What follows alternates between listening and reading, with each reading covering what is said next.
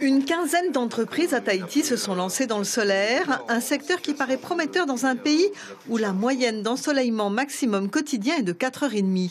Mais malheureusement, le recours à cette énergie gratuite et propre représente toujours un investissement relativement élevé pour de nombreuses familles, guère aidées par les banques. Moi, je pense qu'il faut obliger les banques à apporter le financement dès lors que le ménage a les moyens de subvenir à son courant. Parce que l'installation photovoltaïque ne fait que un déplacement de ses dépenses. Et que si elle rembourse la banque pour installer du photovoltaïque au lieu de payer de l'électricité, de toute façon, cet argent aurait disparu.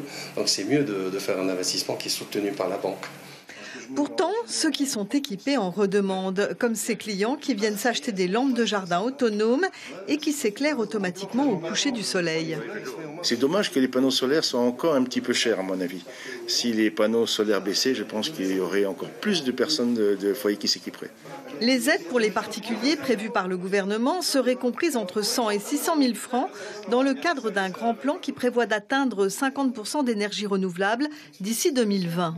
Je crois qu'on a atteint à peu près 5% de la production énergétique en Polynésie avec le photovoltaïque. L'hydraulique a dépassé les 30%. Le reste, c'est quand même les moteurs diesel de la Punarou qui produisent du courant. Donc on a encore beaucoup de chemin à parcourir. Ce commerçant de Paia, lui, n'a pas attendu ces aides pour s'équiper entièrement. Sur son terrain, 3 maisons qui fonctionnent tout au solaire, grâce à des panneaux, mais aussi à des batteries qui stockent l'énergie accumulée. Une évidence au pays du soleil, et ce consommateur a divisé par 6 sa facture d'électricité. L'installateur n'a pas eu de mal à le convaincre. C'est financier parce que l'installation s'autofinance en 4-5 ans. Et c'est également écologique parce qu'il n'y a plus de pollution avec... toute son énergie solaire lui permet de ne pas prendre du fioul fait par le DT et puis ça ne pollue pas. Selon les installations effectuées, l'amortissement du matériel se fait en 7 ans maximum, sachant que les panneaux ont désormais une durée de vie de 20 ans.